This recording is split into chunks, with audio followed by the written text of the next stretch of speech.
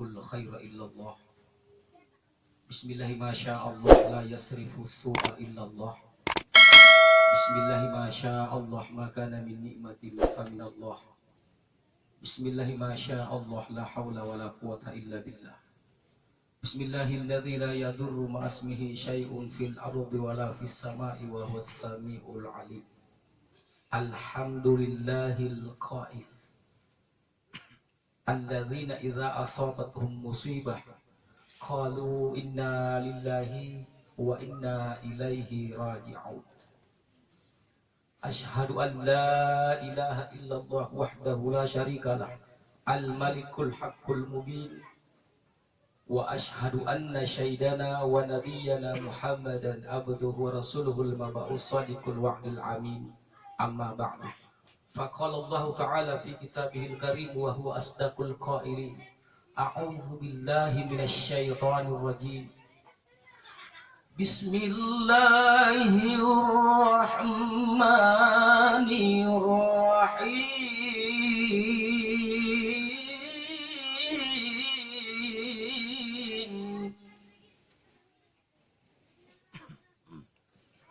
وَلَنَبْلُوَنَّكُمْ بِشَيْءٍ مِّنَ الْخَوْفِ وَالْجُوعِ وَنَقْصٍ مِّنَ الْأَمْوَالِ وَالْأَنفُسِ والثمرات وبشر الصابرين.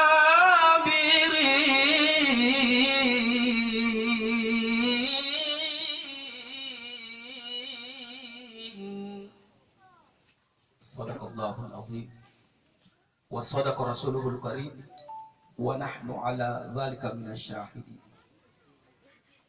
Bapak Ibu hadirin jamaah Tazkiratul Maut yang saya hormati, yang tidak dapat saya sebutkan nama atas satu persatu karena memang tidak kuhafal semua nama atas, Pak. Dan kita doakan almarhum Bapak Dai Minggu, mudah-mudahan semua amal solehnya, amal ibadah yang telah dilakukan selama hidupnya semoga diterima dan dilipat gandakan pahalanya oleh Allah Subhanahu wa Ta'ala. Mudah-mudahan kuburannya dijadikan taman dari taman-tamannya surga serta dijauhkan dari azab kubur. Dan juga keluarga yang ditinggalkan oleh almarhum, mudah-mudahan dia diberikan keikhlasan, ketabahan, kesabaran di dalam menghadapi ujian dan musibah ini. Ada satu amalan yang dilakukan orang yang beriman. Sampai malam ini Bapak Ibu, kalau dikumpulkan seluruh ulama di dunia ini, maka tidak ada satu ulama yang bisa memprediksikan berapa banyak pahala yang diperoleh seseorang. Ternyata salah satu di antaranya adalah pahala kesabaran. Innama yu'affas sabirun ajrahum bighairi hisab. Sesungguhnya hanya orang yang sabar yang mendapatkan pahala tanpa batas. Kalau di dalam ayat ini surah Az-Zumar ayat 10 Allah jelaskan pahala tanpa batas bagi orang yang sabar, berarti tidak ada satu manusia yang bisa menghitung atau yang bisa memprediksikan kira-kira berapa banyak pahala yang diperoleh keluarga almarhum disebabkan karena dia sabar, ikhlas, tabah di dalam menghadapi ujian dan musibah ini. Ibu bapak, timbul pertanyaan, apakah orang yang masuk kriteria atau kategori orang yang sabar ketika meninggal suaminya, kemudian istrinya tidak menangis, itukah orang yang sabar? Sungguh terlalu Pak Ibu kalau seorang suami meninggal kemudian tidak ditangisi oleh istrinya, betul? Bagaimana akhlaknya seorang suami selama hidupnya, kenapa tidak ditangisi? Begitupun sebaliknya, seorang istri meninggal kemudian suaminya tidak menangis, itu perlu dipertanyakan Pak. Jangan-jangan Bapak ini sudah ada SSJ-nya, senter-senter jauhnya. Kenapa istri meninggal tidak menangis? Betul? Yang dilarang menangis sambil meratap seakan-akan tidak menerima takdir ketentuan Allah. Dia menangis basah wajahnya dengan tetesan cucuran air mata. Tapi bibirnya juga selalu mengucapkan istirja. Inna lillahi wa inna ilaihi raji'un. Sesungguhnya kami milik Allah dan hanya kepadanya lah kami dikembalikan.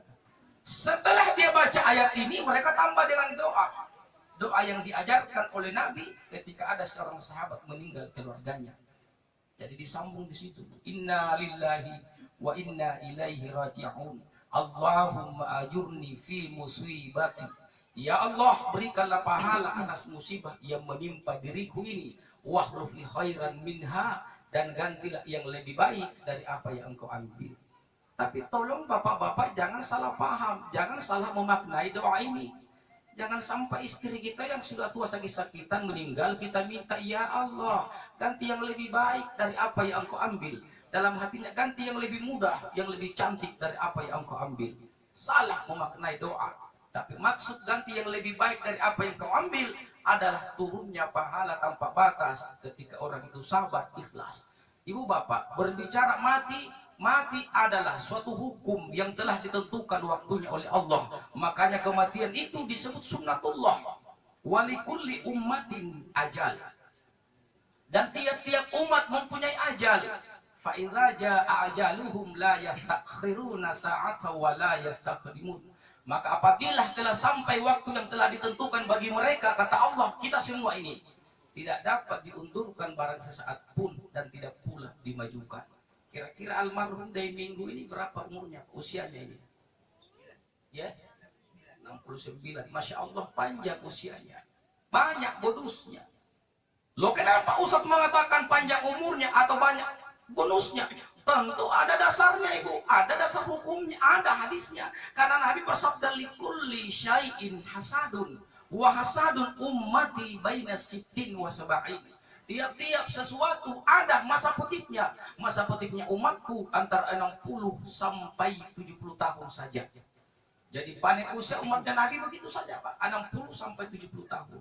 Kalau manusia 60-70 tahun belum meninggalkan dunia ini, belum dipanggil menghadap Allah, berarti mereka mendapatkan bonus, Pak. Namanya bonus umur. 60-70 tahun ke atas belum meninggal dapat bonus. Kalau meninggal 60 tahun ke bawah itu bukan bonus tapi diskon namanya. Maka dari itulah mari kita manfaatkan umur ini dengan sebaik-baiknya. Kata Nabi, khairun nasi man thala umuruhu wa hasuna amaluhu. Sangke bajikna rupa tawa, ia miangku taulak buah umurna tapi bajik tongi panggaukanna. Sebaik-baik manusia yang panjang umurnya dan baik pula amal perbuatannya. Wa syarrun nasi man thala umuruhu wa sa'a amaluhu. Dan sejelek-jelek manusia yang panjang umurnya tapi jelek pula amal perbuatannya. Itu kata baginda Rasulullah, bukan kata Ustaz. Saya hanya menyampaikan sabda Nabi. Sekarang ibu bapak kita introspeksi diri dalam hadis ini. Kira-kira berada di posisi mana kita? Apakah yang pertama? Semoga yang pertama. Amin amin ya rabbal. Panjang umur kita tapi baik juga amalnya, bekalnya, persiapannya untuk menghadapi yang namanya kematian. Maka malam ini saya hanya ingin membahas. Kalau sebenarnya saya selalu menawarkan, Pak, sebenarnya ada 8 tema yang saya siapkan malam ini. Tapi saya tidak tawarkan, saya langsung mengambil kesimpulan satu. Durasinya kurang lebih 1 jam. Siap, kurang lebih 1 jam. Ya, saya kan namanya kurang lebih 1 jam, Pak. Toh? Boleh jadi 10 menit lewat sekian. Makanya kalau saya ceramah ada 3 faktor yang sering saya perhatikan. Makanya mataku itu gelisah lihat kiri kanan, Pak. Memandang jamaah. Karena melihat wajahnya jamaah, paling tidak saya tahu, oh malam ini saya ketemu di kira-kira ini Pak ya. Kira-kira ya sudah sering sebenarnya saya masuk di sini. Itu dulu sebelum dari corona datang. Salam itu. Nah, ibu bapak yang dirahmati Allah Subhanahu wa taala. Maka malam ini saya hanya ingin mengambil tema tips-tips atau amalan yang menyebabkan manusia diberikan kemudahan ketika menghadapi sakaratul maut, diselamatkan dalam kuburnya, dan juga insya Allah nanti dibangkitkan dari kuburnya dan dimasukkan ke dalam surga. Amin amin ya rabbal. Sudah tahu itu Bu? Kita kupas. Oke, yang pertama ibu bapak, ternyata kunci ibu bapak, karena semua manusia yang akan menghadapi nanti kematian harus melalui proses yang namanya sakarat. Tidak ada orang Pak yang tidak menghadapi sakarat ketika dia meninggal sebelum keluar roh dan jasadnya. Kenapa harus sakarat dulu? Karena memang proses kematian itu Pak Bu harus melalui gerbang. Namanya gerbang sakarat. Ketika orang itu menghadapi sakarat, ada orang yang tersiksa ketika menghadapi sakaratul maut. Ada juga yang dimudahkan oleh Allah. Makanya kita selalu juga berdoa. Setiap selesai sholat, hampir Bapak Ibu tidak pernah lupa baca doa. Doanya nanti sebentar kita baca. Tahan mati dulu toh. Nah, apa amalan yang pertama ternyata Ibu Bapak membuat seseorang diberikan kemudahan ketika nanti menghadapi sakaratul maut? Ternyata amalan yang pertama yang disebut hablum minallah wa hablum minan nas. Ini kuncinya dulu Pak. Duribat alaihi zillatu aina ma sukifu illa bihablin minallah wa hablin minan nas. Mereka akan diliputi kehinaan dimanapun mereka berada, kecuali orang-orang yang berpegang teguh kepada tali agama Allah dan kepada sesama umat manusia, atau sering kita singkat, mau selamat dunia akhirat, hablum minallah wa hablum minan nas. Betul? Ini kunci yang pertama ini, Pak. Nah, ketika kita berbicara hablum minallah, apa yang menyebabkan seseorang bagus hubungannya kepada Allah, terutama umat muslim wal muslimat? Ternyata yang pertama adalah sholat. Bukankah Pak, ketika kita berhasil mengucapkan asyhadu an la ilaha illallah wa asyhadu anna muhammadar rasulullah, persyaratan masuk Islam mengucapkan 2 kalimat syahadat. Betul? Ini disebut tauhid rububiyah. Apa itu tauhid rububiyah, Ibu? Pengakuan seseorang bahwa tiada roh yang berhak disembah kecuali Allah dan Nabi Muhammad adalah utusan Allah. Islam namanya. Apakah itu cukup? Tidak. Harus ada tangga yang kedua. Menjaga, mendirikan sholat. Maka kalau mau baik hubungannya dengan Allah, amalan yang pertama yang menyebabkan baik hubungan kita dengan Rabb-nya adalah sholat. Dan tidak ada amalan Pak Bu yang menyebabkan seseorang dialog langsung dengan Rabb-nya, komunikasi langsung dengan Allah, ternyata ketika kita sholat dan membaca surah Al-Fatihah. Makanya orang yang memahami ini Pak Bu, mereka akan membaca surah Al-Fatihah dengan cara perlahan-lahan, dengan cara berhenti dari ayat ke ayat. Kenapa dia membaca ayat ini berhenti dari ayat ke ayat? Karena di dalamnya terjadi dialog. Dalam hadis qudsi Allah menjawab, Bismillahirrahmanirrahim. Alhamdulillahi Rabbil Alamin. Berhenti 1 detik atau 2 detik, jangan disambung. Kenapa berhenti? Karena di dalamnya terjadi dialog. Dalam hadis qudsi Allah menjawab, Hamidani abdi, hambaku memujiku. Ar-Rahmanir-Rahim, asna alayya abdi, hambaku menyanjungku. Maliki yaumiddin, dan seterusnya. Iyyaka na'budu wa iyyaka nasta'in. Fahadhihi baini wa bain abdi. Ini bagianku dan bagian hambaku. Hambaku akan mendapatkan apa saja yang dia minta, dan seterusnya. Jadi kalau mau banyak komunikasi langsung dengan Allah, tingkatkan kualitas dan kuantitas ibadah sholat kita. Kualitas perbaiki bacaannya, tumaninanya. Kuantitasnya tambah sholat-sholat sunnahnya. Kenapa? Sholat 5 waktu ini Pak, wajib namanya, merupakan modal. Betul? Berarti kita semua mau dapat keuntungan. Belum pernah Pak, kalau saya bertanya kepada seorang pedagang, mau enggak ibu beruntung atau rugi? Insya Allah Pak, sampai malam ini belum pernah ada orang menjawab tidak mau aja untung Pak Ustaz, mau aja rugi. Nah sekarang saya tanya, mau enggak ibu untung atau rugi? Jawabnya nanti.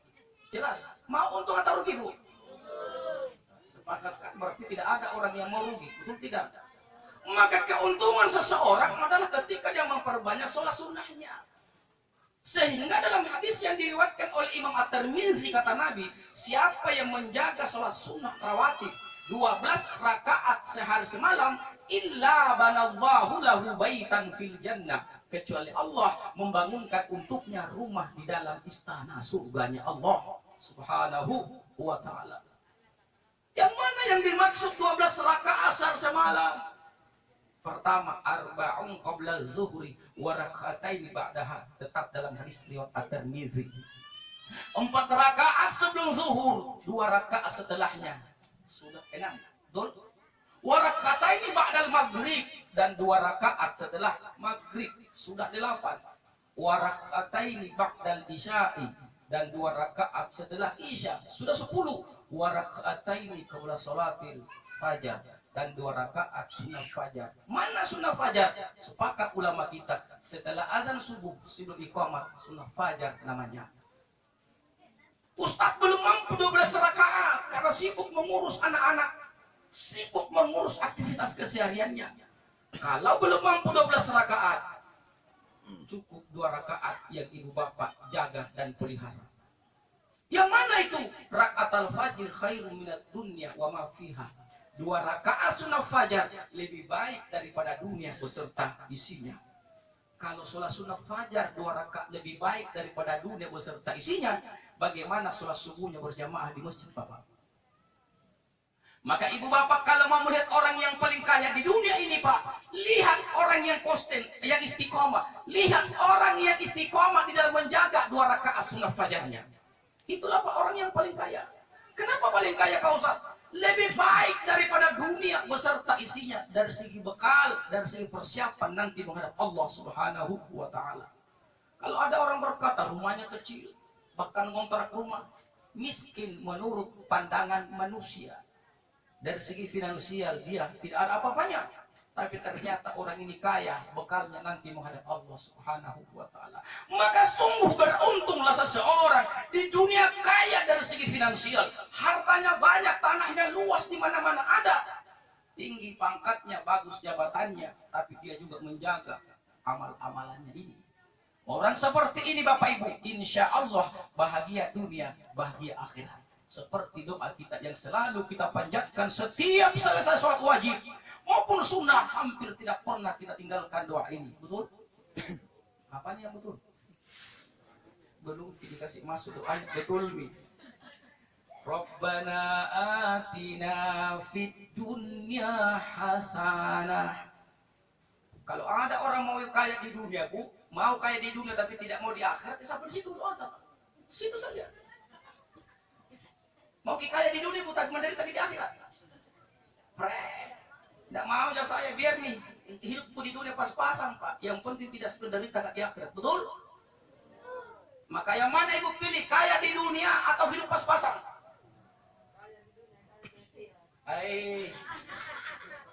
Saya tanya tadi, yang mana Ibu pilih, kaya di dunia atau hidup pas-pasan? Langsung dia pilih dunia akhirat.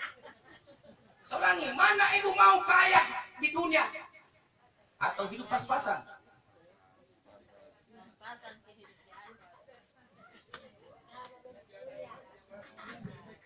Inilah pemahaman yang perlu diluruskan. Jadi memang ada orang begitu, Pak. Apa nak bilang? Oh, benar. Kalau daerah Berua atau saya astagfirullah, tidak perlu kita sebutkan orangnya karena ini perbandingan orang. Apa dia bilang? Nainjak-injak di orang kalau miskin di dunia, di akhir tidak naliat jadi disisa kita tidak. Saya istighfar. Dunia hanya sementara, wahai saudaraku. Maka tadi saya sampaikan, kalau mau hanya kaya di dunia, sepotong mendoakan. Rabbana atina fid dunya hasanah. Itu bahagia. Insya Allah kaya di dunia, Pak. Tapi di akhirat menderita. Jangan kau katakan di dunia ini, oh di dunia tidak lama, Pak, hanya 60 sampai 70 tahun kita. Di akhirat Ibu, lihat ayatnya. Wa inna yauman inda rabbika ka'alfi sanatin mimma ta'udun. Dan sesungguhnya sehari di sisi Tuhan melainkan 1000 tahun menurut perhitunganmu. Surah Al-Hajj ayat 47. Apa maksud ayat ini? Satu hari di akhirat, 1000 tahun lamanya di dunia menurut perhitungan kita. Jadi kalau hidup 60-70 tahun di dunia, hanya kurang lebih 1,5 jam menurut kehidupan akhirat. Mau kaya di dunia tapi menderita di akhirat, jangan. Maka lanjutkan doanya. Rabbana atina fid dunya hasanah wa fil akhirati hasanah wa qina adzabannar. Ini doanya kan begitu, Bu. Apa sih artinya kita kaya di dunia dari segi harta, tapi tersiksa dalam kubur, tersiksa lagi hari kebangkitan, apalagi di akhirat? Maka pemahaman yang kaya di dunia, istighfar kita, Bu. Luruskan itu. Harta kita akan tinggalkan. Betul tidak? Pangkat jabatan kita akan tinggalkan. Cuma dua kemungkinan. Kalau bukan kita yang tinggalkan harta kekayaan, pangkat jabatan, dia yang tinggalkan kita. Maksudnya, kalau Bapak panjang umur, kita akan pensiun. Ketika kita pensiun, kita akan tinggalkan pangkat jabatan dan kedudukan yang selama ini kita bangga-banggakan, yang mungkin menyebabkan kita lalai kepada Allah. Betul? Tapi kalau kita panjang umur, atau kalau kita pendek umur, kita yang tinggalkan pangkat jabatan. Kenapa? Belum pensiun, sudah meninggal. Jadi yang pertama Ibu Bapak, mau bahagia dunia, bahagia akhirat, kuncinya itu tadi. Sholatnya dijaga, perbaiki hubungan kita dengan sama manusia. Jangan kita mau diperbudak dengan dunia ini. Ada orang pergi pagi, pulang malam, banting tulang mencari nafkah. Kalau diingatkan sholat, apa Nabi bilang orang sholat belum tentu masuk surga. Astagfirullahaladzim. Saya pernah Pak di Sabutung Baru ceramah 2014 Ibu. Kalau bukan 2013, 2014. Karena memang itu saya dikasih materi membahas masalah sholat. Selesai, ada orang berteriak. Orang sholat belum tentu masuk surga, Ustaz. Saya bilang betul, Pak. Siapa yang bilang orang sholat pasti masuk surga? Oke, kalau ini memang kata Bapak, orang sholat belum tentu masuk surga, maka saya berani mengatakan orang yang tidak sholat, insya Allah ranking 1 bebas tes masuk neraka. Akhirnya dia merah wajahnya tapi ketawa. Tidak bisa ngomong, Pak. Antum yang mengatakan orang sholat belum tentu masuk surga. Jadi orang yang tidak sholat mau kemana dia? Dia bilang, iya juga ya Ustaz ya. Jadi kalau ada orang mengatakan orang sholat belum tentu masuk surga, betul Pak. Tapi ada kabar gembira dari Allah. Ini dia Bu. Ada kabar gembira dari, bukan dari Ustaz, dari Allah. Mana kabar gembiranya? Qad aflahal mu'minun. Beruntunglah orang yang beriman. Alladzina hum fi salatihim khashi'un. Yaitu orang-orang yang khusyuk dalam sholatnya. Sekarang mana kabar gembiranya? Ayat 9, 10, 11. Walladzina hum ala salawatihim yuhafizun. Ulaika humul warisun. Ulaika humul warisun. Apa kata Allah dalam ayat ini? Dan orang-orang yang menjaga sholatnya, yakni mereka itulah, yakni akan menempati surga Firdaus. Dan mereka akan kekal di dalamnya. Surah Al-Mu'minun ayat 9, 10, 11. Baca ayat itu dan jadikan kabar gembira. Ini kabar gembiranya Allah bagi orang-orang yang menjaga sholatnya. Timbul pertanyaan, apanya yang dijaga? Dua saja. Pertama, kitabah mauquta, waktunya tepat. Yang kedua, inna sholata tanha 'anil fahsya'i wal munkar. Sesungguhnya sholat itu mencegah dari perbuatan keji dan kemungkaran. Selesai sholat Isya, mampukah kita mencegah sampai masuk waktu subuh tidak berbuat zalim, tidak berbuat maksiat? Selesai subuh, mampukah kita mencegah diri kita untuk tidak melakukan amalan yang akan menyebabkan Allah murka sama kita? Sampai masuk waktu zuhur, asar, semua diantaranya mampu dia jaga. Maka insya Allah surah Al-Mu'minun ayat 9, 10, 11 itulah kabar gembira dari Allah Subhanahu wa ta'ala. Kenapa sholat itu dijaga Ustaz? Lihat hadis Rasulullah. Apa kata Nabi? Sholat adalah awwalu ma yuhasabu bihil abdu yaumal qiyamati sholat. Sholat yang pertama dihisab perbuatan seorang hamba pada hari kiamat. Kalau sholatnya baik, maka baiklah seluruh amalan. Kenapa? Karena sholat yang dijadikan barometer, sholat yang dijadikan tolak ukur baiknya keislaman seseorang. Dan waktunya tidak lama, hanya 10 menit. Betul? 15 menit sudah cukup doanya, Pak. Tapi kenapa masih banyak orang yang abaikan? Padahal mereka agama Islam. Maka mari kita saling menasihati diri kita, Pak, Bu. Saya hanya watawasau bil haqqi watawasau bis shabar. Siapa lagi kalau bukan sesama kita yang saling menasihati, betul tidak? Kematian ini kita tidak tahu kapan datangnya itu mau.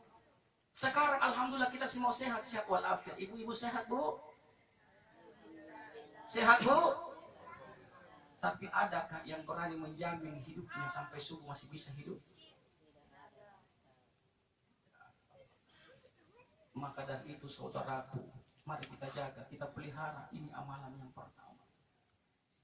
Sholat 5 waktunya sudah bagus, tingkatkan 12 rakaat sholat sunnahnya.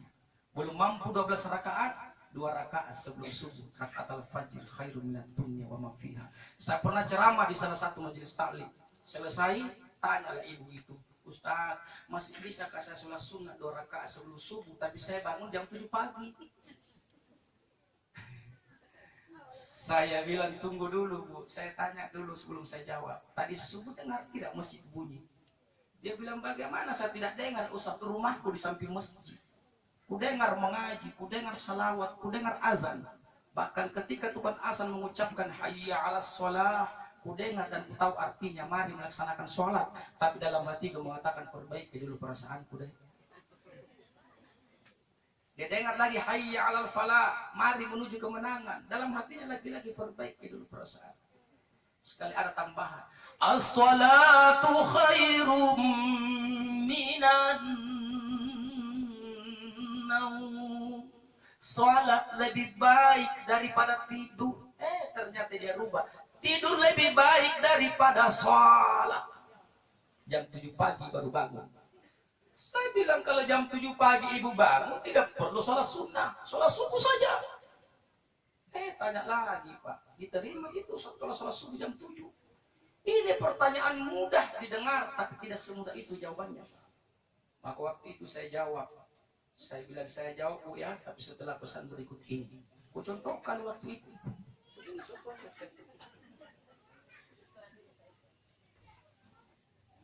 Setelah saya berikan contoh, saya jawab. Saya jawab dengan jawaban yang bijak, Pak. Saya bilang begini, Bunda, persoalan diterima atau tidaknya, itu hak prerogatifnya Allah. Urusannya Allah itu. Kalau Bunda laksanakan, ada yang ditunggu. Tapi kalau ditinggalkan, tidak ada yang ditunggu. Betul? Cuman dari segi kualitas berkurang, karena bukan tepat waktu. Yang penting jangan berkata, kalau bisa jemaah begitu, besok jam 8, tidak. Asal jangan gabung niatnya, jangan sampai digabung niatnya. Usolli fardhu subuh jama'i duhai rakaatain lillahi ta'ala. Nanti malaikat dia mau mencatat kau sholat subuh atau sholat duha. Kan jam 7 sudah bisa sholat duha. Subuh saja kerjakan, Pak. Kalau dikerjakan, lagi-lagi ada yang ditunggu. Kalau ditinggalkan, apa yang diharap? Betul, Bu? Maka kerjakan saja. Tidak ada orang sholat langsung utuh 5 kali sehari semalam. Tanya semua orang yang rajin sholat sekarang. Termasuk saya, Pak Haji. Ada Pak Haji di sebelah kanan. Utuh dari awal kita belajar, utuh langsung 5 kali, Pak. Jawab sendiri gitu. Utuh tidak? Susah, Pak, utuh. Bolong-bolong namanya. Ada mungkin sholat subuh tapi tidur sampai sore. Kenapa tidur sampai sore? So, ternyata begadang tadi malam. Apa tugas dari begadang tadi malam? Adakah sedekah malam ini? Sampai-sampai majelis taklim curhat. Aduh, bisakah dinasihati itu suamiku? Saya bilang, kenapa? Sudah lama kita tidak pernah disentuh-sentuh. Kenapa tidak pernah disentuh-sentuh? HP-nya terus yang dikotak-katik, padahal motornya diganggu. Saya bilang, kasih tahu suami, ibu jangan mengeluh sama saya. Masya Allah. Ini kan luar biasa ini, Pak. Tapi insya Allah di sini tidak ada yang begitu. Amin. Amin. Jadi kalau belum mampu 5 kali, Bu, biarlah dulu bolong-bolong. Hari ini 1 kali, oke 1 kali. Akhirnya besok cukup 2 kali. Lusa 3 kali. Berikutnya 4 kali. Berikutnya lagi utuh 5 kali. Ketika sudah utuh 5 kali, telah kerjakan demi Allah, di dalam hati tidak pernah tenang. Tanya orang yang menjaga sholatnya. Kenapa tidak pernah tenang di dalam hati, Pak? Kita selalu dihantui. Apalagi waktu maghrib, Masya Allah, kita naik motor. Begitu banyak masjid di pinggir jalan, kita dengarkan azan. Tapi ternyata bertengkar. Apa yang bertengkar? Antara hati dengan pikiran. Kita bilang di rumah tidak, di dalam hati bilang begini, belok kiri mau dulu, banyak itu mesti melewati. Benar Pak, begitu di dalam ini. Kenapa? Karena hati kita ini petunjuk dari Allah. Kalau hatinya yang menang, insya Allah kita belok kiri. Petunjuk yang menang, guru tak guru. Ini guru ini di dalam Pak. Guru yang tidak nampak. Kalau ini yang menang, belok kiri dulu. Nanti lanjutkan perjalanan. Tapi kalau ini yang menang, nanti di rumah. Sementara perjalanan ke rumah tidak ada jaminan kita selamat atau tidak. Betul tidak Bu? Maka jangan selalu tunda-tunda untuk berbuat kebaikan Pak. Ajal kematian tidak ada yang tahu. Kenapa begitu banyaknya orang yang sudah mendahului kita menghadap Allah, yang sudah ada di alam barzah saat ini menjerit minta pulang ke dunia. Hatta idza jaa ahaduhumul maut, apabila kematian datang kepada salah seorang di antara mereka, orang-orang yang membangkang perintah Allah, kalau mereka meninggal di asap disiksa dalam kuburnya, barulah mereka berkata, qala rabbirji'uni, ya Rabbi kembalikanlah aku ke dunia. Pulangkan aku ke dunia, Rabb. Untuk apa orang ini minta pulang ke dunia, Ibu? Bukan menduduki jabatannya kalau dia seorang pejabat, bukan mau menikah kedua, ketiga, keempat, kelima kalinya bagi bapak-bapak yang mau banyak istri. Ternyata hanya satu permintaannya, la'alli a'malu sholihan fima taraktu, agar aku mengerjakan amal soleh, agar aku perbaiki sholatku yang telah kutinggalkan dahulu. Ya Allah, kembalikan dulu ke dunia Rabb untuk berbuat amal soleh. Allah bantah dalam ayat 100, kalla, sekali-sekali tidak. Innaha kalimatun huwa qailuha, sesungguhnya itu hanya ucapanmu, hanya perkataanmu saja. Wa min waraihim barzakhun ila yaumi yub'atsun, di depanmu ada dinding barzah, dinding kuburan, tidak mungkin lagi kamu dikembalikan. Surah Al-Mu'minun ayat 99 sampai 100. Kalau tidak ada dalilnya, tidak ada hadisnya, jamaah boleh protes. Jangan sampai ustaz yang buat-buat. Tapi kalau disebutkan dalilnya, lalu kita referensikan dalil itu, maka tentu Bapak Ibu tidak ada yang mau protes. Betul Pak? Mau protes Al-Quran ini Pak, hadis. Ustaz hadisnya agak lemah. Kalau ada orang mengatakan lemah, tapi kalau Al-Quran masih bisa nggak dibantah? Nggak bisa. Yang penting jangan seperti jamaah di Buntusu. Kan sekarang sudah dimekarkan itu Buntusu Bu, di TP kan? Dulu saya ceramah 2011. Waktu itu saya disuruh membahas masalah alam kubur Pak. Lalu ada jamaah 3 orang di samping kiri saya bilang begini, tapi dia pakai bahasa Jepang. Dia kira saya tidak ngerti bahasa Jepang. Dia bilang begini, anguran di ustaz karena sekarang pasti sekur tanre pada leba mate. Itu bahasa Jepang itu Bu, jadi ponto bangambika. Saya lanjutkan ceramah saya Pak. Nggak sampai 5 menit, ngomong begitu lagi bertiga itu di samping kiri saya. Saya artikan Bu ya, kenapa itu ustaz tahu kalau ada siksa kubur padahal belum meninggal. Saya lanjutkan lagi. Nggak sampai 2 menit, ngomong begitu. Sambil dia menatap saya Pak Haji. Anguran ustaz karena sekarang pasti sekur tanre pada leba mate. Akhirnya saya balik arah dulu, saya menghadap ke dia. Pak, sudah 3 kali Bapak mengulang perkataan itu. Kenapa Ustaz tahu kalau ada siksa kubur padahal belum pernah meninggal? Oke, sekarang saya tanya Bapak, apa agama Pak? Dia bilang Islam Ustaz. Saya alhamdulillah, kita seiman, seakidah.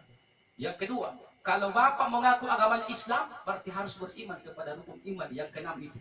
Iya, iman kepada Allah, para malaikatnya, kepada nabinya, Alkitabnya, hari kiamat itu celaka, buruk atau baik. Jadi disebut dengan takdir. Kalau tidak beriman kepada 6 rukun iman ini, berarti tidak sempurna keislaman kita. Dia bilang iya. Oke. Pertanyaan kedua, andai kata Bapak pernah mendengarkan ini Ustaz Jamaluddin Misi sudah pernah meninggal, sudah pernah dikuburkan, tapi datang lagi ceramah takziah. Bagaimana tanggapannya Pak? Dengar ceramahku atau bagaimana? Ini bilang lari, iya Ustaz. Nah, kalau mantan pun atau lewat mau mati. Makanya kalau ada orang panggil saya ceramah mana si Haji Pak, maaf, sampai malam ini satu-satunya yang saya tolak adalah ceramah mana si Haji. Pesan guru saya, jangan coba-coba kau ceramah mana si Haji sebelum haji besar. Ini ada orang baru pulang umroh sudah berani ceramah mana si Haji. Jangan. Kenapa? Di depan kita ada ibu haji, ada pak haji yang diceramai. Kalau salah tidak sesuai kenyataan yang ada, bisa kita protes. Salah ceramahnya Ustaz, tidak begitu di atas. Tapi kalau ceramah takziah, kenapa saya berani? Sampai malam ini belum pernah ada orang sudah dikubur kembali melaporkan salah ceramah Ustaz, tidak ada sisa kubur. Betul? Ngapain? Makanya saya berani ceramah takziah, Pak. Jadi saya bilang begini, memang saya belum pernah meninggal, tapi Al-Quran surah Al-Mu'minun ayat 99 dan ayat 100. Bukankah Bapak beriman kepada Al-Quran? Iya ya. Akhirnya mereka diam, Pak. Tidak bisa. Tidak ada sejarahnya kalau orang sudah meninggal mau hidup lagi, betul tidak? Beda kalau namanya mati suri, Bu. Kalau mati suri itu ada dua, banyak orang yang pernah mengalami mati suri. Apa itu mati suri? Pertama, ibu suri yang meninggal. Ibu suri itu. Yang kedua, apa itu mati suri? Berpisah roh dan jasadnya, tapi belum sempat dimakamkan. Orang itu, Allah berkuasa kembalikan lagi rohnya, bersatu kembali dengan jasadnya. Hidup lagi. Biasanya orang begini, Pak, dia tahu, dia bisa cerita. Dia lihat ketika rohnya dicabut sampai seterusnya. Tapi kalau orang sudah dikuburkan mau hidup lagi, kalau ada informasi seperti itu, jangan-jangan Bapak suka nonton film sinetron, film horor, malam Jumat. Sudah dikuburkan mau hidup lagi. Bagaimana ceritanya, Bu? Betul? Sama ada orang meninggal dunia setelah dikuburkan, kita masuk ke rumah lalu kita lihat di dalam, apa yang terjadi, Pak? Lari atau tinggal? Jadi tidak perlu heran kalau kita mendengarkan berita kematian. Ada heboh di Facebook tadi, kebetulan keluarga satu kampung dulu. Sama-sama dulu tinggal di Penampung. Ini anak kelahiran 99 itu. Dia ke Maros. Sehat walafiat. Sehat. Ternyata jatuh digonceng sama adiknya, sama-sama perempuan, terlempar ke belakang, pecah kepala, meninggal. Diantar mayatnya kembali ke Jalur Ponto tadi, perbatasan pantai. Sampai-sampai di sosial media banyak orang yang komen, tidak percaya aku, kemarin masih sempat bicara, kemarin masih lihat. Ya Allah, kenapa tidak percaya kalau berbicara kematian? Inilah Pak, Bu. Jadi kita ganti ini kata-kata yang begini. Saya aktif di sosial media, Bu, tapi saya jadikan ajang dakwah. Biasa banyak orang begitu, dia tidak percaya aku, kemarin masih batu telepon, Pak, kenapa sekarang kita dengarkan kabar duka? Tidak perlu heran kalau begitu. Memang kalau ajal sudah sampai, apa yang bilang? Yang membuat ibu bapak heran, ada informasi si fulan bapak ini sudah meninggal sudah 7 hari yang lalu kita kuburkan. Kenapa ketika kita masuk ke dalam rumah tiba-tiba ada di dalam rumah merokok? Itu yang menyebabkan ibu heran. Kenapa seperti itu? Ada lagi Pak, orang sudah dikuburkan, dilihat oleh orang jalan ke sana kemari. Demi Allah tidak akan pernah terjadi kecuali syaitan laknatullah menyamar menyerupai wajahnya. Salah satu penyebabnya kurang tepat, kurang pandainya orang menurunkan kelelahan. Maka tidak main-main itu Pak, menurunkan jenazah kelelahan, khususnya orang yang ada di bagian kepala. Ada doa yang diajarkan oleh ulama kita. Minta orang di atas genggam 3 genggaman tanah, lalu setiap genggaman itu dia baca Inna anzalnahu fi lailatul qadar, surat Al-Qadar sampai selesai. Lalu ketika jenazah itu sudah diletakkan ke liang lahat, sunnah ketika diletakkan ke bawah disunnahkan membaca Bismillahi wa ala millati Rasulillah, dengan nama Allah dan agama yang dibawa oleh Rasulullah sallallahu alaihi wasallam. Setelah itu buka semua ikatannya. Berapa ikatannya Pak? 5. 1, 2, 3, 4, 5. Taruh di bawah. Setelah itu miringkan menghadap ke kiblat, lengketkan dahinya masuk ke dinding kubur atau ke liang lahat. Lalu ambil tanah yang di atas 1 genggaman itu. Ini sebenarnya bagi bapak-bapak perlu kita hafalin ayatnya. Kita ambil 1 genggaman tanah yang digenggam oleh orang di atas, diberikan ke bawah oleh orang yang ada di bagian kepala, sambil dia membaca minha khalaqnakum, dari tanah kamu diciptakan. Lalu tanah itu diletakkan ke bawah kepalanya jenazah, tapi tidak boleh dimasukkan ke mulutnya. Ada orang tidak paham Pak. Napantami butayar bawala tumageya, nakala dipasyammat Pak Ustaz. Ya Allah, tidak ada ulama yang mencontohkan itu. Kenapa kau masukkan tanah di mulutnya, sedangkan mulutnya ditutup dengan kapas? Betul Pak? Hidung, telinga, semua lubang-lubang ditutup dengan kapas. Kenapa kalian kasih masuk lagi? Itu tandanya orang tidak paham, menurunkan kalian. kubur. Taruh di bawah kepala sambil membaca minha khalaqnakum. Setelah itu ambil lagi gambar yang kedua, simpan lagi di bawah belakangnya sambil membaca wa fiha nu'idukum. Ambil lagi gambar yang ketiga, wa minha nukhrijukum taratan ukhra. Taruh di bawah kakinya 3 genggaman tanah. Setelah itu timbun dengan pelan-pelan, timbun dengan pelan-pelan tanah sampai selesai. Ada Pak satu daerah, tapi lagi-lagi saya tidak mau menyebutkan daerah itu. Tapi saya bisa bertanggungjawabkan Pak. Karena kalau saya sebutkan sama saja kita buka aibnya orang. Saya paling anti ceramah kalau sebutkan aibnya orang, karena di akhirat kita akan bertanggung jawab. Tapi kalau saya tidak menyebutkan, siapa yang mau? Saya cuma mengatakan ada satu tempat Pak. Ini kata teman saya selalu panggil saya ceramah. Dia bilang, Ustaz, lama di situ urun jenazah, kurang lebih setengah jam ditaruh itu jenazah di atasnya di samping kuburan. Alasannya karena belum datang Pak Guru, ada guru kampung yang harus masukkan ke liang kubur jenazah itu. Ditunggu kurang lebih setengah jam karena dia pergi Pak, kasih turun lagi di tempat lain. Dia mau loncat ke bawah, ditarik katanya. Begitu saya melompat turun di kuburan itu, tarik dari belakang ipar Ustaz. Apa tarik sini itu? Seorang tuh ini mau nabi biar bukan kampungnya. Nah bilang tak tersisa jenazah terlalu lama disimpan di atas, padahal dia harus dikuburkan. Tidak harus ditunggu gurunya. Kurang lebih setengah jam katanya Pak, datanglah guru itu. Dimasukkan sama gurunya. Selesai, teman saya bilang begini, waktun namin nih Bapak, ke Makassar Pak, ke Makassar. Waktun namin nih Bapak, kipasul Pak Donganta, sesana atau mati yang ditayang, karena kira waktu terlambat, kurang lebih setengah jam jenazah saya. Padahal asri'au bil janazah, segera jenazah itu kau kuburkan. Ini nunggu kurang lebih setengah jam di atas pemakaman gara-gara Bapak. Waktun namin nih Pak, kibau doakan. Nah karena ini jadi serius pun, mau kau tahu ini doanya? Mau Kak? Apalagi itu tua toma di Pak Kulli paling depan senganta. Apa minakana? Langir bagi-bagi bagi pawang ko. Awe bindo ana Pak. Nakana kupan tamak kuri huruf minga, nakupan tamak tong kuri huruf hayya. Nakana gampu nakana kadet pena kumala dosa usah kira-kira pucak pusing bawana. Kemana enggak Pak ngiseng kemana? Bisa-bisanya itu jenazah kau kasih masuk di huruf min. Bisa-bisanya itu kau kasih masuk di huruf H. Ini kan sudah bertentangan dalam syariat Pak. Iya tom ini tayang sampai kurang lebih setengah jam. Allahu Akbar. Tapi ini tidak seberapa. Ada lagi Pak. Karena aku sorong-sorong orang di pemakaman tidak ada yang mau turun. Akhirnya seorang pemuda ini, biarlah saya turun. Selesai, ditimbun tanah, tidak tahu apa di mau baca. Terpas anak-anak di aman tamu kau di lanai maleke. Dan ditanya, apa dibaca Pak? Nah kan itu mencoba aku baca aman tamu kau di lanai maleke. Apa kalau baca tidak wasil? Cukup pun ditahu aja, tapi ini namanya orang sota. Karena dia tidak mau bertanya, makanya tidak main-main Pak.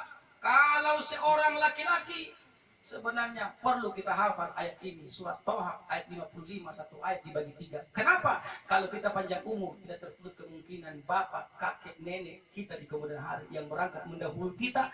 Masa kita baku sorong-sorong di pemahaman, di pekuburan gara-gara tidak ada yang mau di bagian kepala. Cuma memang ada hadisnya Pak Bu, yang sudah pernah melakukan hubungan suami istri di malam hari, tidak boleh menurunkan jenazah ke liang lahat. Terjadilah ikhtilaf, perbedaan pendapat di kalangan para ulama kita tentang hadis ini. Yang tidak boleh, kata sebagian ulama kita, orang yang tidak mandi junub. Tapi kalau dia sudah mandi junub, boleh. Sholat subuh saja, dia sholat. Apalagi kalau hanya menurunkan ke liang kubur. Orang yang menjaga sholatnya Pak tidak diragukan, insya Allah pasti dia mandi junub. Dan dikhawatirkan di sini orang yang sholatnya masih 002, tak 002, Idul Fitri, Idul Adha, 2 kali itu. Ada lagi sholat 007 Bu, Pak, hari Jumat, itu pun hatib sudah mau masuk, sudah mau turun dari mimbar baru masuk. Kenapa? Karena ada pemahaman. Ini yang perlu diluruskan Bapak Ibu. Kalau berbicara tarekat atau tasawuf, kurang lebih 10 tahun saya dalami sebelum saya dapat hidayah jadi Ustaz. Tahun 2006 baru saya jadi penceramah. Dulu ketika saya paham ilmu itu Pak, tidak sholat. Kenapa? Karena kita mengatakan sholat ada dalam diriku. Ini bahaya ini. Logikanya berbicara secara rasional. Nabi dikasih Allah. Betul? Betul Bu? Berapa banyak Nabi diutus oleh Allah Ibu? Woi, serius kau bertanya. Berapa Bu? Hah? 25. Itu nabi dan rasul. Yang saya tanyakan berapa banyak nabi diutus oleh Allah, Ibu? Jangan bilang tidak tahu, bocor ke soal tak, bilang lupa Ustaz. Kurang lebih 124.000 nabi yang diutus oleh Allah. 313 diangkat menjadi rasul. 25 nabi dan rasul. Mulai dari kakek kita Nabi Adam sampai Nabi Isa sama gelarnya. Nabi Adam alaihissalam, Idris alaihissalam, Nuh alaihissalam sampai Isa alaihi salam. Tapi Nabi yang satu yang kita peringati maulidnya bulan ini, Nabi Muhammad sallallahu alaihi wasallam. Keselamatan, keberkahan, kedamaian. Wa ma arsalnaka illa rahmatan lil alamin. Lain daripada yang lain gelarnya, Pak. Nabi Muhammad sallallahu ala Muhammad sallallahu alaihi wasallam sallallahu ala Muhammad ya Rabbi sallim alaihi wasallam. Mau enggak lagi berselawat, Ibu? Kita komitmen Pak ya, bagi dua ya. Ibu-ibu dulu berselawat, setelah ibu-ibu bapak-bapak. Setuju Pak? Tapi ketika giliran ibu-ibu, saya minta dengan hormat kepada bapak-bapak, tolong jangan ada yang ikut berselawat ketika gilirannya ibu. Kalau ada bapak ikut dengan ibu, berarti malam ini berubah status menjadi ibu. Kenapa? Kan saya akan nilai, Bu. Setelah itu gilirannya lagi bapak-bapak. Ibu-ibu juga tidak boleh bantu bapak, betul? Kalau ibu bantu, berarti ibu jadi bapak-bapak malam ini. Setuju? Tapi ketika giliran bapak-bapak sebentar, tolong Pak, minta tolong jangan kita permalukan jenis kelamin ya. Setuju? Ibu dulu Bu ya. Salatullah salamullah ala Taha Rasulillah. Salatullah salamullah ala Yasin Habibillah. Dapat 100. Kalau bersalawat Pak, tidak ada larangan kapan dan dimanapun kecuali di tempat WC. Yang kurang tepat kalau saya ceramah takziah lalu saya pakai lagu kucu-kucu hutahi atau lagu dangdut, itu yang kurang tepat. Tapi kalau bersalawat boleh. Sekarang kita komitmen dari awal, giliran bapak-bapak lagi. Setuju Pak? Oke, ibu jangan bantu Bu ya. Ibu sudah dapat 100 loh Bu. Sekarang bapak-bapak lagi. Salatullah salamullah ala Taha Rasulillah.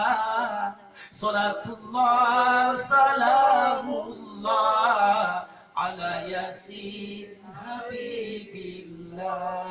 Supaya tidak iri ibu-ibu, dapat 100 juga. Meskipun secara jujur suara bapak lebih mendominasi. Betul? Tapi kalau mau kasih kimla tinggi Pak atau rata ibu-ibu Kak, lebih bagus dan jujur. 100. Aman? Ibu bapak yang dirahmati Allah Subhanahu wa taala. Jadi kita kembali Pak, persoalan yang pertama. Kalau mau diberikan kemudahan nanti di dalam menghadapi sakaratul maut, diringankan atau dijauhkan dari asap kubur, maka jaga sholat 5 waktu. Kalau selama ini masih bolong-bolong, pelihara. Nabi kekasih Allah, satu-satunya yang disandingkan dengan Allah. Asyhadu an la ilaha illallah wa asyhadu anna Muhammadar Rasulullah. Betul Pak? Belum pernah ada orang kera-kera, belum pernah ada orang unhas bilang asyhadu an la ilaha illallah wa asyhadu anna Adam Rasulullah. Ada pernah begitu Pak? Tidak ada. Disandingkan namanya dengan Allah. Tapi sholat malamnya Nabi bengkak kakinya terlalu lama sholat malam Pak. Ditanya oleh Aisyah, ya Rasulullah, bukankah Allah sudah mengampunkan dosamu yang lalu maupun yang datang? Tapi kenapa sholat malammu sampai bengkak kedua kakimu ya Rasulullah? Nabi jawab, afala akuna abadan syakura. Maka tidak bolehkah aku menjadi hamba yang pandai bersyukur kepada Allah? Apa yang kulakukan ini Aisyah belum sebanding dengan begitu banyak nikmat yang Allah berikan kepada aku. Dan Allah hanya minta pertama, syukuri nikmatku. Yang kedua, fa'buduni wa aqimis sholata li dzikri. Sembah Allah, dirikanlah salat untuk mengingatku.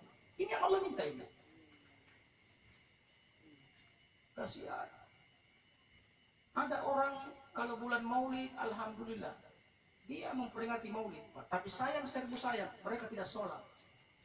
Dia punya anggapan, meskipun tidak sholat, kita akan mendapatkan syafaat dari Muhammad. Bagaimana mau dapat syafaat dari Muhammad kalau kita jauh dari Allah? Tidak menghargai perjuangan Nabi yang berangkat ke Isra wal Mi'raj, menerima perintah sholat ini, Pak Bu. Dan saya ulangi, biarlah dulu bolong-bolong. Yang penting kerjakan, akhirnya utuh. Betul? Tapi begitu banyak orang tinggalkan sholat ketika pergi pesta pernikahan. Tapi bukan ibu-ibu yang ada di sini. Betul? Jangan tersinggung, di sini tidak ada yang begitu. Bagaimana tidak, Pak? Belum sholat asar, sudah pergi di kapsalon nikah. Pakai bedak 7 cm. Nah, itu dulu aja, tidak semua. Makanya saya bilang tidak semua. Tidak semua, kan dari awal saya ceramah tidak semua. Tapi ada yang begitu. Makanya saya bilang jangan tersinggung. Karena insya Allah di sini tidak ada yang begitu, betul? Maka kalau ada tersinggung di sini berarti tersinggung memang lagi. Dengan ketersinggungan itu kita akan memperbaiki diri, betul? Dengan ketersinggungan itu berarti kita lah orang. Yang tersinggung itulah orangnya. Maka jangan tersinggung.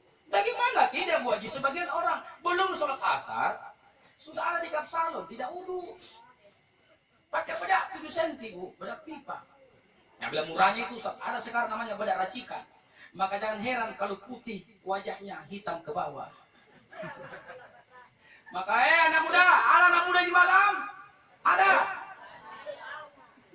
Jangan mau cari pasangan calon istri melalui sosial media, Dinda. Tertipu antum, betul? Begitu banyak orang tertipu melihat gambar di Facebook, betul? Melihat wajahnya seperti ABG 17 tahun. Kenapa? Karena dia pakai kamera 360. Tapi begitu lihat aslinya, astagfirullah. Tidak salah aja ini, Bu, kenyataan. Makanya anak muda kalau mau cari pasangan hidup, jangan kau lihat di sosial media. Tapi bagaimana caranya? Bertamu secara diam-diam pagi-pagi sekali, tidak kasih tahu mereka. Sebelum dia mandi, sebelum dia dandan, sebelum pakai bedak, ada mati di rumahnya bertamu. Lihat asli wajahnya. Betul? Pasti aslinya, bukan belum ada bedak. Kalau dia sudah didempol, tambah lagi merah. Kuning jingga. Seperti televisi warna berjalan. Maka kita sudah susah membedakan ABG atau orang tua. Betul tidak? Maka saya ulangi, tertipu di Dinda, anak muda kalau mau cari calon istri melalui sosial media, datangi baik-baik, lihat fisiknya baik-baik. Betul? Baru satu pembahasan saya bahas, Pak, tapi saya mau berhenti ceramah.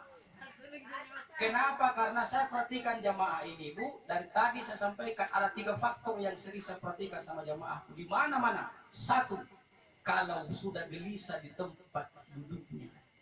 Tadi masih rapi-rapi duduk menghadap memandang Ustaz. Karena melihat wajahnya Ustaz dapat sedekah pahala. Dan saya juga bersedekah. Karena saya juga akan tersenyum kepada ibu. Betul? Bukankah senyum itu sedekah, Bu?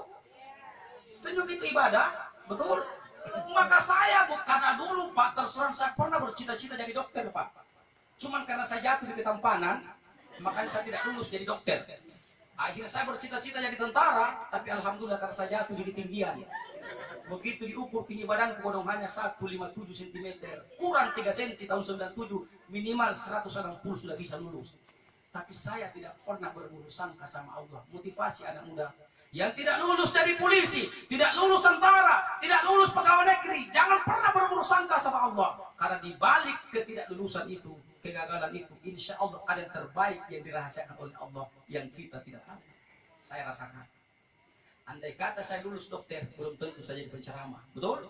Andai kata saya jadi tentara, belum tentu juga jadi penceramah. Maka di balik kegagalan itu, selalu berbaik sangka sama Allah. Banyak berdoa, perluas teman, perbanyak sahabat. Insya Allah rezeki akan dimudahkan oleh Allah. Betul? Nah ini Bu, jadi satu, saya perhatikan jamaah ini, makanya di dalam ilmu kedokteran yang pernah saya baca, coba belum ibu bukunya Bu, apa judulnya? Ternyata kalau ada seorang istri marah sama suaminya satu kali, Bu, 17 urat wajahnya putus. Alias cepat keriput, cepat tua. Banyak-banyak. Sebaliknya, satu kali tersenyum, 32 urat wajahnya kencang kembali. Makanya orang yang murah senyumnya di samping ibadah itu juga sedekah, tapi tolong tempatkan senyum tak pada tempatnya. Jangan sampai pulang kita dari tempat Asia tersenyum terus sampai ke rumah.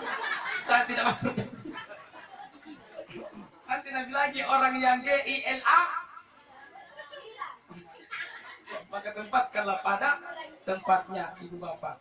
Yang saya perhatikan Pak, jamaah sudah gelisah di tempat duduk. Yang kedua, sudah banyak yang lirik-lirik jam tangannya. Oh iya memang tahu, sudah agak lama saya ceramah. Yang ketiga, sudah banyak yang begini. Oh. Makanya kalau menguap alias tak lau-lau, sunnah hukumnya tutup. Kenapa? Kalau ada nyamuk tidak loncat ke dalam. Yang kedua, tidak kelihatan di depan sultan. Maka bersyukurlah Bapak Ibu yang pakai masker malam ini. Biar 10 kali menguap tidak kelihatan. Betul? Saya rubah arah ini Pak, karena ketika tadi tekankan pembahasan banyak yang mengantuk. Maka saya hibur-hibur lagi sedikit lah Bu ya. Lanjut. Kita nyanyi Bu ya. Sepohon kayu daunnya rimbun, serta buahnya, walaupun hidup 1000 tahun, kalau tak sembahyang apa gunanya? Walaupun hidup 1000 tahun, kalau tak sembahyang apa gunanya? Maka saudaraku, sebelum kita berada di depannya imam, sebelum kita kepala di depan bagian utara di depannya imam, jaga sholatmu Pak. Jangan sampai kita sholat ketika disolati di depannya Pak Imam. Betul. Maka Allah Maha mengetahui. Allah tidak pernah beratkan hambanya. La yukallifullahu nafsan illa wus'aha. Allah tidak membebani seseorang kecuali sesuai kemampuannya. Kalau Bapak Ibu tidak mampu berwudu pakai air karena kita kena penyakit demam, tidak boleh sentuh air, diberikan kemudahan oleh Allah. Apa mudahnya? Tayamum. Lengketkan tangan tak masuk ke tembok yang ada debunya. Tayamum. Betul? Tidak bisa sholat berdiri karena sakit. Silakan sholat duduk. Kemudahan. Tidak bisa duduk, baring. Tidak bisa baring, isyarat. Makanya sunnah hukumnya kalau ada orang yang sakit, apalagi dia dalam keadaan sakarat, geser. Apanya geser Ustaz? Rubah posisi. Kalau kita Pak di sini bagaimana arah kiblat? Agak miring ke kanan atau bagaimana? Kiri, terus? Oke. Berarti mungkin tadi kepalanya orang yang sakit keras di utara atau di sana. Begitu dia sakit keras, rubah arahnya. Kaki di sini, kepala di sana. Loh, kenapa begitu Ustaz? Dia menghadap ke kiblat. Jadi dia bisa sholat menghadap ke kiblat, sholat isyarat. Bisa dituntut oleh keluarganya. Kita cukup dia isyarat. Yang penting syaratnya menghadap ke kiblat.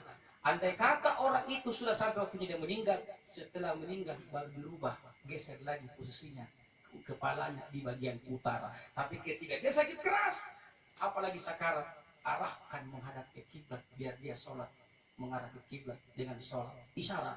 Tidak bisa duduk baring, tidak bisa baring isyarat, tidak bisa isyarat terakhir. Mandikan kafani sholati, inna lillahi wa inna ilaihi raji'un. Antar kesudian kalau disudian mau dimakamkan. Orang meninggal saja disolati, apalagi orang yang hidup. Maka siapa kurang tepat pemahaman yang mengatakan biar saya tidak sholat, yang penting maulid. Biar saya tidak sholat karena sholat sudah ada dalam diriku. Nabi dikasih Allah, disandingkan namanya dengan Allah. Sholat malamnya sampai 2 kakinya bongkar. Kenapa bongkar Bu? Karena dalam rakaat pertama setelah baca surah Al-Fatihah, Nabi baca surah Al-Baqarah. Berapa ayat Al-Baqarah? 286 ayat. Selesai, Nabi belum ruku Pak. Lanjut surah Al-Imran 200 ayat. Selesai, belum juga ruku. Lanjut surah An-Nisa 3 surah, kurang lebih 6 juz Nabi baca. Bengkak kedua kakinya terlalu lama sholat malam karena ungkapan rasa syukur terima kasihnya sama Allah. Umatnya Nabi bengkak kakinya kalau kena penyakit asam urat, bukan karena sholat. Betul Pak? Nah, mulai malam ini saudaraku, biarlah dulu bolong-bolong. Bu, anak tak, kalau ada yang malas-malas, jangan kita keras. Jangan kita keras. Ada anak yang tidak terima kalau dikerasin, betul? Tapi bujuk dia. Nah, apa sih yang kau banggakan hidup di dunia tapi tidak beribadah, tidak sholat sementara agama Islam? Biarlah dulu bolong-bolong. Nasihati terus-menerus. Ibu yang banyak nasihati. Ada anaknya agak bandel-bandel, doakan anak tak. Kenapa? Doanya ibu sangat mustajab diterima oleh Allah. Kami Pak, 10 kali seorang ayah mendoakan anaknya. Ibu 1 kali, besar kemungkinan doanya seorang ibu dijawab oleh Allah. Apa rahasianya? 3, ibu yang mengandung, betul? Ibu yang melahirkan, ibu yang menyusui, betul Pak? Ini 3 rahasianya ini. Maka kalau ada seorang suami mengatakan sama istrinya ketika istrinya hamil, kau cengeng sekali jadi perempuan hamil. Kasih tahu, jangan bilang begitu Pak ya. Kalau memang Bapak anggap ini orang hamil, apalagi istri kita ini Pak cengeng, tolong Bapak beli besok kelapa 2 buah. Untuk apa? Gendong 1 di depan, gendong di belakang. Baru Bapak bawa ke kantor 1 hari saja. Ini dicoba ini ada bata-batanya. Ini seorang suami, kalau dia pandang enteng istrinya ketika mengandung, suruh beli kelapa 2 buah. Dipahami loh? Nampak disuruh gendong saya dan leka, gitu tunggu di bawah. Sialah merah lapar kantor Bapak. Kasih 1 hari Bapak. Apa yang terjadi? Ini kurang lebih 9 bulan 10 hari. Anak kita di dalam rahim, kubawa ke sana kemari. Susah tidur, tidak ada kodok orang hamil bisa tengkurap. Aku lagi mau apa tidur gitu.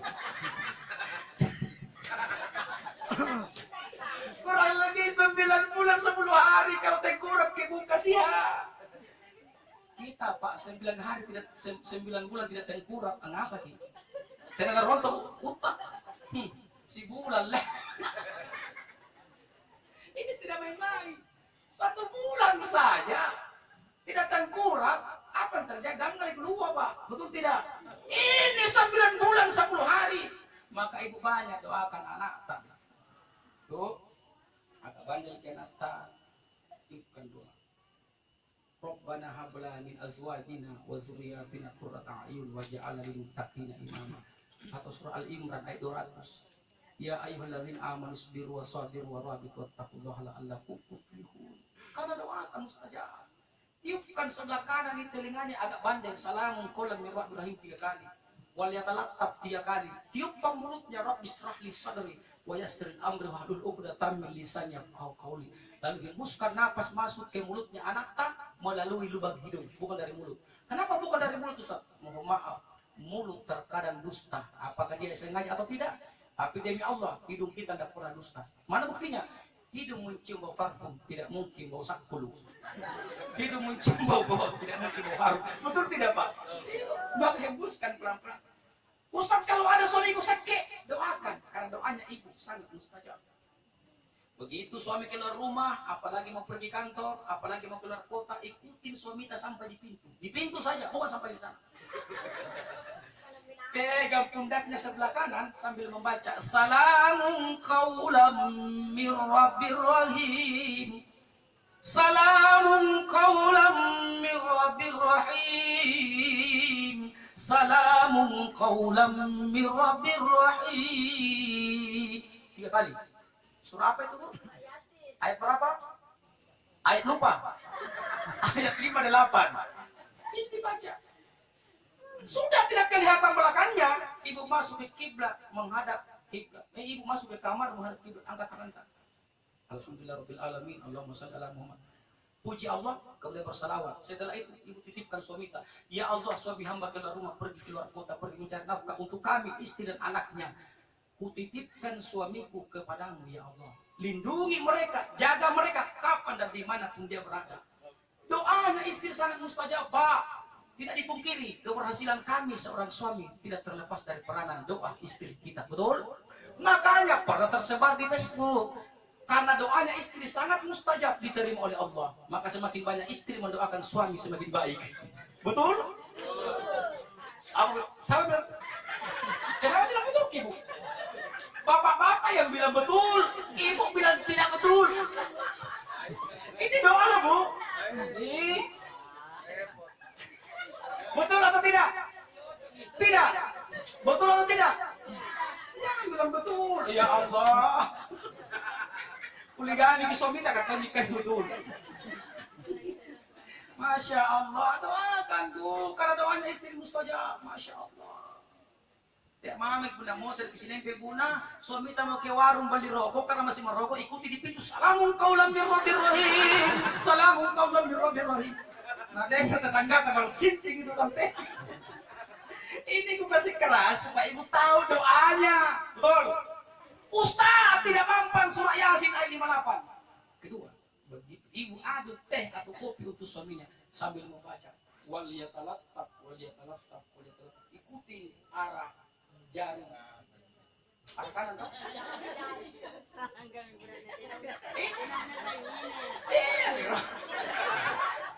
Ibu doakan suami tak, kami seorang suami kalau selalu ingat kebaikan turun nak. Suami dulu, saya ibu lagi. Hantam dulu suami, baru ibu karena saya juga suami. Kan biasa kalau orang ceramah ibu selalu dihantam. Akhirnya ibu cemburu, betul tidak? Kalau saya suami dulu. Tidak mampan ini Bu. Surah Yasin ayat 58. Langkah kedua.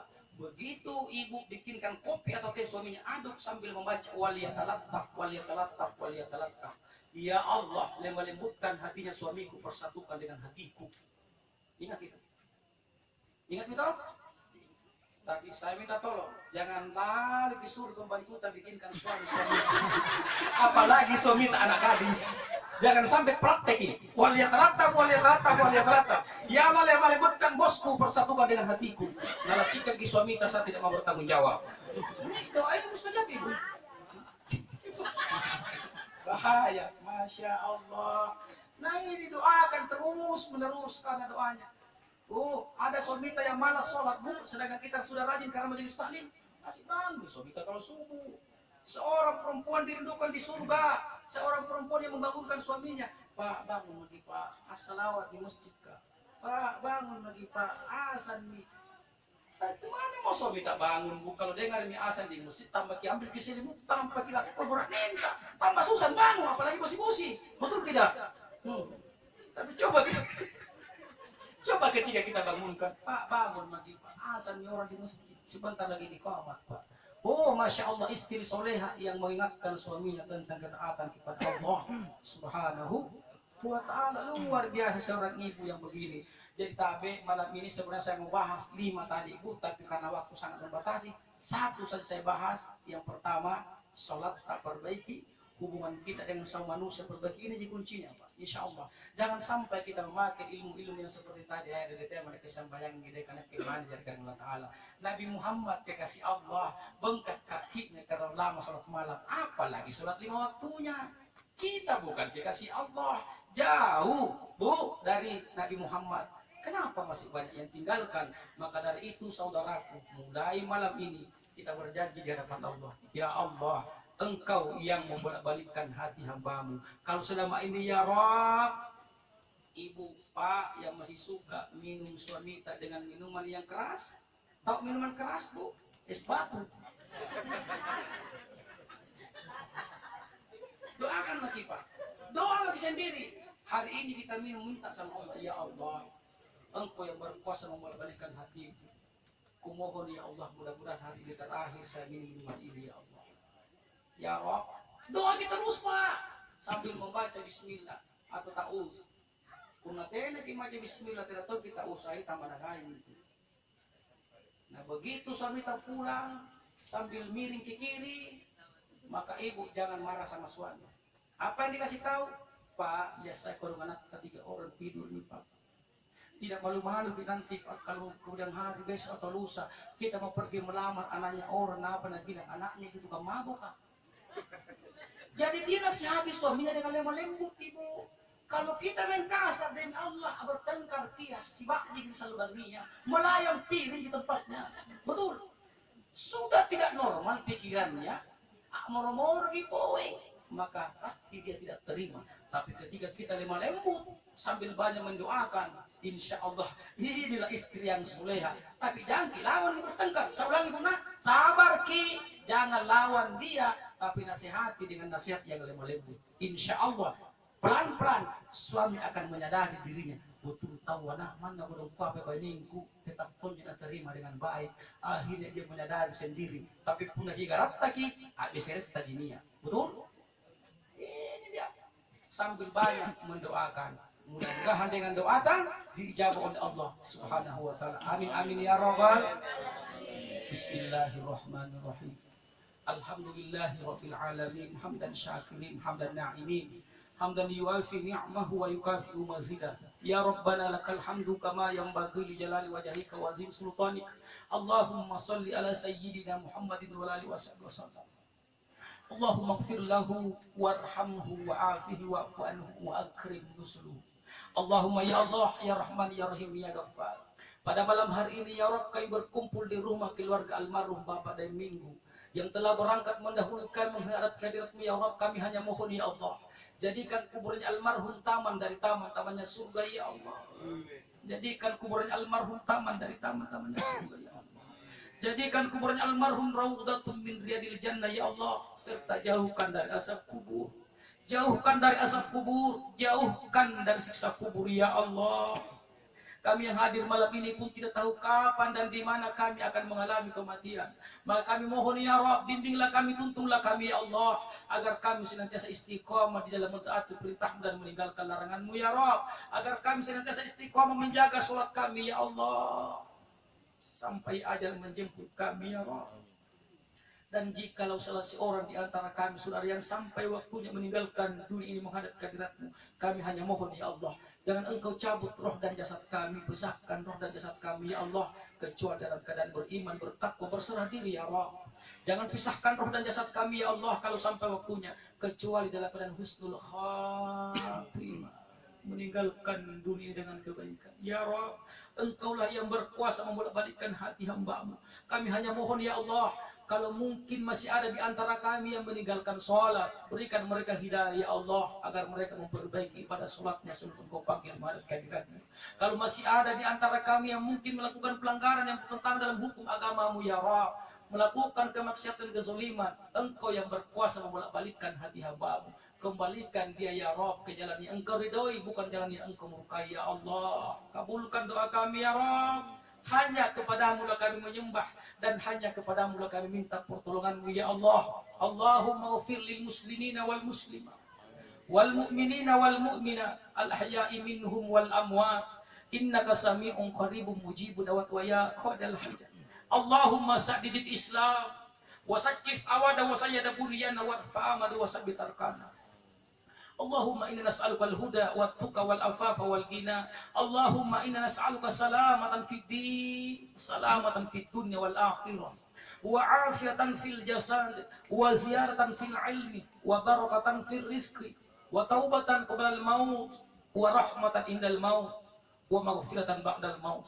Allahumma hawwin alaina fi sakaratil maut, wa najata minan nar, wal afa'i minal hisab. Rabbana la tuzigh qulubana ba'da idh hadaytana wa hab lana min ladunka rahmatan innaka antal wahhab. Rabbana zalamna anfusana wa illam taghfir lana wa tarhamna lanakunanna minal khasirin. Ya Allah, ya Rahman, ya Rahim, ya Ghaffar. Ampunilah kesalahan kami, kehilafan kami, dosa-dosa kami ya Ghaffar, ya Maha Pengampun. Dari mulai akhir balik sampai malam hari ini ya Allah, baik yang kami sengaja maupun yang tidak kami sengaja. Ampunilah dosa, kesalahan, kehilapan, dosa kedua orang tua kami ya Allah. Ibunda kami yang pernah mengandung kurang lebih 9 bulan 10 hari kami numpan di dalam rahimnya, bersusah payah, bersimbah darah antara hidup dan mati ketika ibu melahirkan kami ya Allah. Memberikan ASI kurang lebih 2 tahun, membesarkan dengan kasih sayangnya ya Rabb. Namun mungkin ada di antara kami yang pernah membangkang perintah-Mu, bahkan sampai menetes air mata ibunda kami. Padahal ibu hanya menyuruh kami belajar mengaji, menyuruh kami sekolah, menyuruh kami sholat, tapi kami bangkan perintahnya sampai ibu kami tersinggung, menetes air matanya. Maka dari itu ya Allah, kami mohon sayangilah ibunda kami ya Rabb, seperti mereka menyayangi kami ketika kami masih kecil, baik yang masih hidup maupun yang sudah berangkat meninggalkan kami menghadap kehadirat-Mu ya Allah. Yang sudah meninggal dunia, lapangkan kuburannya, jadikan taman dari taman-tamannya surga ya Allah. Yang masih hidup, panjangkan umurnya, karena kami masih butuh nasihatnya ya Allah. Yang sakit, angkat penyakitnya, sembuhkan penyakitnya ya Rabb. Ampuni dosa bapak kami yang pernah banting tulang mencari nafkah, tidak mengenal siang malam panas hujan. Begitu luar biasa perjuangan bapak kami ya Rabb. Namun terkadang kami kecewakan mereka karena tingkah laku dan perbuatan kami. Kami hanya mohon ya Allah, sayangilah bapak kami terhus almarhum dari minggu ya Rabb. Jadikan kuburnya taman dari taman-tamannya surga. Jadikan anak-anaknya anak yang soleh, anak yang soleha, yang taat kepadamu ya Rabb. Ya Allah, jadikan anak-anak kami anak yang soleh, anak yang soleha, taat kepadamu ya Allah, berbakti kepada kedua orang tuanya, berguna bagi bangsa dan negara. Ya Allah, ampunilah dosa para guru-guru kami yang pernah mengajarkan ilmunya sehingga bermanfaat sampai malam hari ini ya Allah. Ampunilah dosa para pemimpin-pemimpin kami, terkhusus negara Kesatuan Republik Indonesia. Jauhkan dari musibah, bencana dan malapetaka ya Allah. Sudah kurang lebih 1 tahun 8 bulan Engkau menguji kami dengan COVID-19. Kami hanya mohon ya Rabb, dengan keberkahan doa dan amalan kami, dengan kemuliaan bulan Maulid ini ya Allah, kalau memang COVID Corona itu murni ujianmu ya Allah, kembalikan ke tempat asalnya agar kami semakin mendekatkan diri kepadamu ya Allah. Tapi kalau itu adalah permainan orang-orang yang tertentu, diskenariokan oleh orang-orang yang tertentu, kami hanya mohon ya Allah, berikan hidayah orang itu agar dia menyadari perbuatannya, agar mereka bertobat sebelum Kau panggil menghadap kehadirat. Rabbana atina min ladunka rahmatan wa hayyi' lana min amrina rasyada. Rabbana taqabbal du'ana innaka antas samiul 'alim wa tub 'alaina innaka antat tawwabur rahim. Rabbana atina fid dunya hasanah wa fil akhirati hasanatan wa qina azabannar wa qina azabannar wa qina azabannar. Subhana rabbika rabbil 'izzati 'amma yasifun wa salamun 'alal mursalin walhamdulillahi rabbil alamin. Bapak Ibu saudaraku jamaah Tazkiyatul Maut yang insyaallah dirahmati dan dimuliakan oleh Allah Subhanahu wa taala. Demikianlah tausiah dan doa yang dapat disampaikan. Mohon maaf atas kekurangan, karena saya juga Pak hanya manusia biasa yang serba banyak kekurangan dan kehilafan. Kebenaran milik Allah Subhanahu wa taala, kekurangan dari Jamaluddin Misi yang berbicara. Maka kekurangan itu saya nyampaikan permohonan maaf yang sebesar-besarnya. Kita saling memaafkan agar insyaallah kita senantiasa mendapat ridho dari Allah Subhanahu wa taala. Wallahul muwaffiq ila aqwamit thoriq. Assalamualaikum warahmatullahi wabarakatuh.